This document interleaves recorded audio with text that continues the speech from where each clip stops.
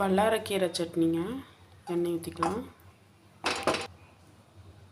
பூண்டு, கடலைப்பருப்பு, உளுந்தம்பருப்பு,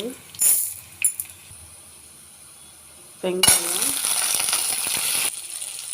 வரமிளகாய், தேங்காய், புளி, வல்லாரக்கீரை போட்டுடலாம்.